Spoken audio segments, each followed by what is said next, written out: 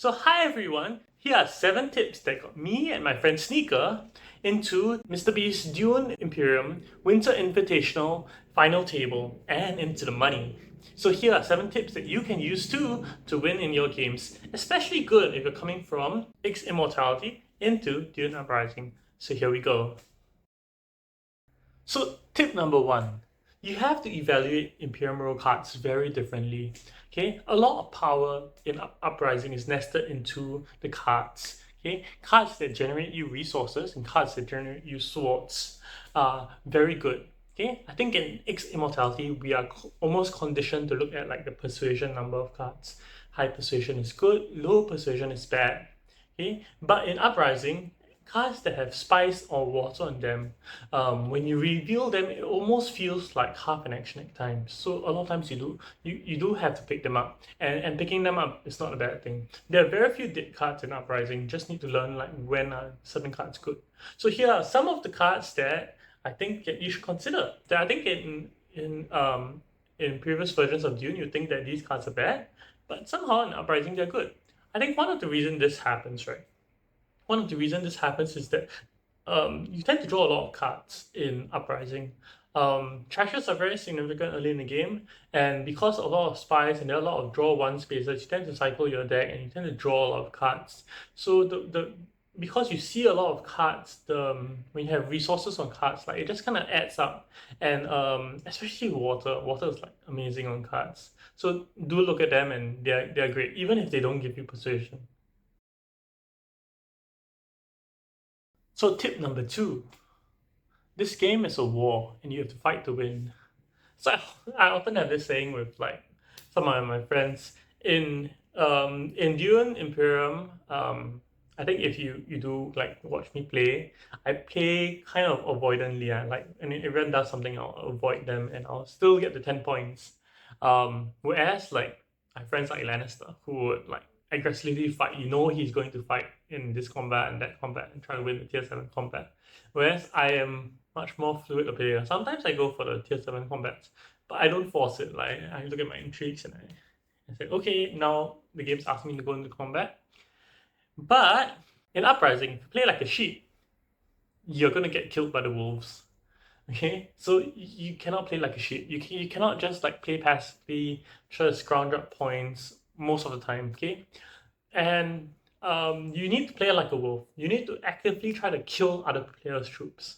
So this means that when someone puts in 6 strength, right? So when they put in 3 troops, it is you are highly incentivized to put in 4 or 5 troops, right? You're very incentivized to go over the top of them. Whereas in previous versions of Dune Imperium, the meta would dictate that you would take turns. So this person puts in 3 troops, he wins this one, he is out of troops.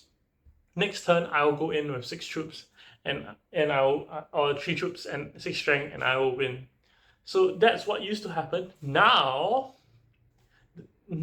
it's better to, if you see someone put in 3 troops, it's better put in 4 troops and just kill off the guy. And the reason behind this is that the combat rewards have changed.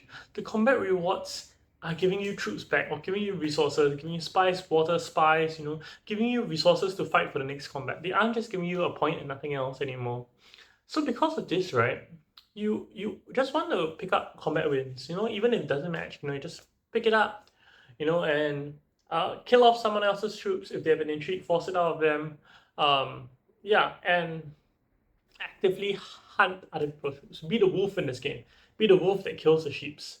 Okay, and until the meta moves, until they're like major, ultra aggressive 4 wolf players, then maybe the passive player will start to win. But until the meta gets there, be the wolf in the game. Fight.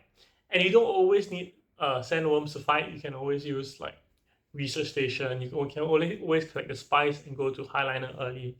Like there are many ways you can fight early, and it doesn't just has to be worms. In fact, it's better like if someone puts in a worm, it's better to fight them. Go research station. Actively like challenge them. It's a good thing in Uprising. Okay, tip number 3. Intrigues are game breaking. Well, some of them are. Some of them are like mediocre. But intrigues can carry you to the win just by how absurd they are. You want to draw them early and often, but if you look at the game board, there are not many ways to acquire them. What ways are there to acquire them? There's halls, and then there is secrets, right? There are not many ways of acquiring them. And how often do you find yourself going secrets? Is secrets a bad spot? No, I think secrets is a great spot.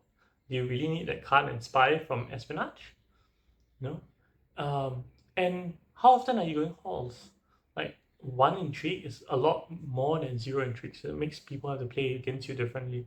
And is your game plan involving intrigues? So I do think that intrigues are game breaking, and very often you want to draw them early. Early intrigues are a lot better than late intrigues, because all of them are like mini hoops that you kind of have to jump through. So draw them early and draw them often. There are not many ways to acquire them. So if your game plan doesn't involve acquiring them, you should think about what you can do to change up some of the actions to get intrigues. Very often, even if someone has no troops in garrison, if they have like 3 or 4 intrigues, then they're not used throughout the game, you can never count them out of like a late combat as well. Tip number 4. The following leaders are premium based on our initial data collection. This is about 100 games from like some of the players that we play on TTS. And like this data is skewed because like the players are playing in a meta where no one really likes to break the shield wall. So the premium leaders are Gurney, Staban, Fade, and Irulan. I think you can put Muad'Dib on this list, and these are probably the 5 leaders that are great, right? These are probably the 5 great leaders of Uprising based on initial data collection. Gurney, by far, great leader, great passive, great active card. He can fight early, he can buy good cards early, and based on the good cards, he can snowball the game very easily. Okay, Staban is hard to play. There's a lot of thought process that goes into where you place your spies, and then how do you manage your spies, and how do you play without a diplomacy, and if someone were to early reveal for the card that you need, how can you play? A lot of Staban players are finding themselves at the end of the game like, oh, I no faction access, I guess I lose the game. Is that always the case?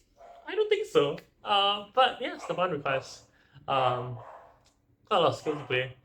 But based on our initial data collection, and this is still quite early on, Staban is doing quite well. So this leads me to believe that Staban is actually better than what we expected. So the next 2 leaders are probably the most flexible leaders ever, Fade and Irulan. They can kind of do anything they want based on the cards that they draw and based on how you want to play. But these leaders are what I think they are going at a premium. But I think if you want to learn Uprising, so let's just talk about, if you want to learn Uprising and you're coming from X Immortality, right? You need to break some of the molds that you have with regards to X Immortality. The leaders I'll suggest you to play are Fade, Irulan, and probably Muad'Dib. These are the 3 leaders which I would suggest that you play. Irulan, Fade, and Muad'Dib. They play in a manner which is a very wolf strategy. So you go and actively come and fight people and hunt troops. And I think that playing these 3 leaders will teach you the best foundation for Uprising. So tip number 5.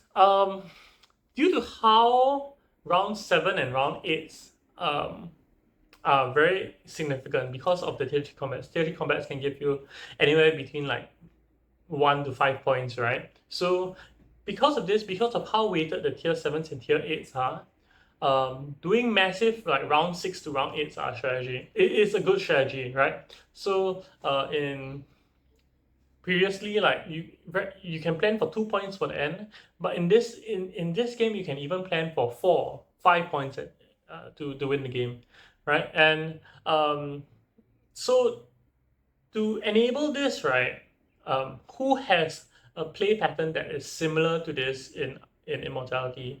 So if you go watch the video I did with Zazibu talked a lot about like round 6 to round 8 when you play ECAS, that's his time to shine. You know, everyone is like running out of steam and he is full power up ahead. You know, he has like 8 cards in deck, very strong cards, you know, full of resources, ready to fight.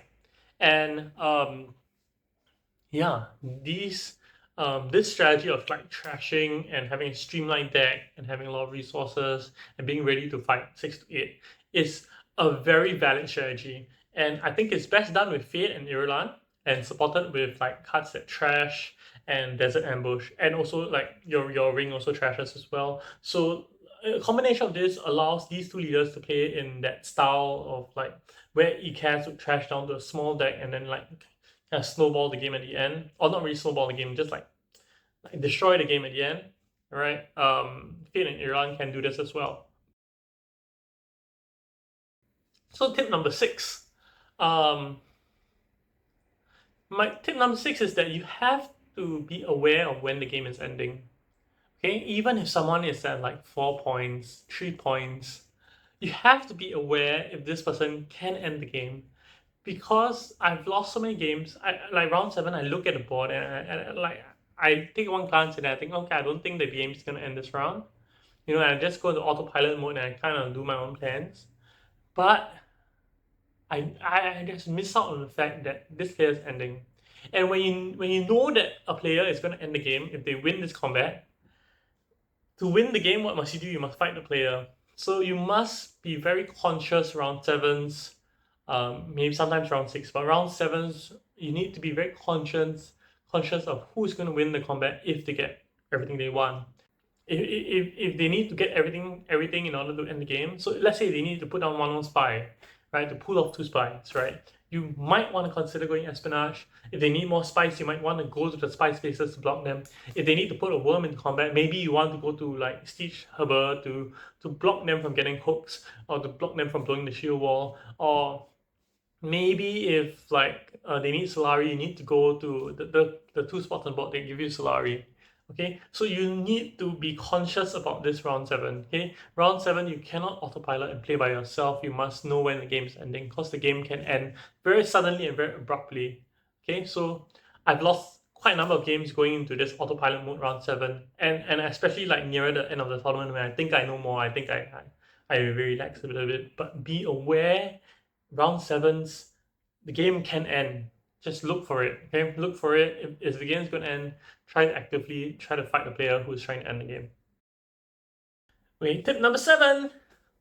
You should not care about matching. Controversial? In a world where first place is all that's important, it's more important for you to have a positive outcome with each fight rather than to fight very hard for your match. And there's one caveat to this, but I'll get to that. And the reason for this I talked about earlier. Okay? Combats give rewards that allow you to fight in more combats. So when you price your combats well, you get resources that allows you to fight the next time. If you spend too much, so let's say if the combat comes and you spend everything, you throw your whole house at it. So you have 12 combat strength, the next player has like 4, and then the last player has 1. What happens is that you'll find yourself, right, being unable to fight in the next few combats because you just are empty. You just don't have a garrison, right? Whereas they are now, because they have a more healthy garrison than you, they can very easily get second and third places and keep snowballing the rest of the combats. Okay, so do not care about matching too much. Care more about a positive outcome of each fight. You want to be either winning by a little bit or to be like limping in and getting quite a fair bit, right? And anytime you can kill someone else's troops, you should consider killing them. I think back to the earlier point. Okay, and you don't care about whether it matches or not, right? You just pick them up, right? You win the combat. Don't think too much whether it's half point or not. It will pay dividends in the long run. Okay, just try to win. Try to actively kill someone else's troops. It will slow them down as well if like they don't get their match or whatever. As long as you can do it effectively and at a good price and have a positive outcome from the fight. Okay, so the one caveat to this, right, is that if you're playing a passive leader and you're playing a sheep, so I'll come to this in a future video, but if you're playing in that sheep mode, that one match is crucial and you need to throw your whole house at it. but that will come to in another video. So here are my 7 tips that allowed me and Sneaker to get to the finals of the Dune Imperium Uprising Winter Invitational, where we played against Badger and Paul Denon. The video's up for, I think they have some highlights of the game, where Sneaker played Muad'Dib, I played Gurney, and it was such a blast. Anyway, I hope this list was helpful. I hope it helps you win games. Do help like, comment, and subscribe in the video. And if you have any other questions, do write in the comments. I'll catch you next time. See you around!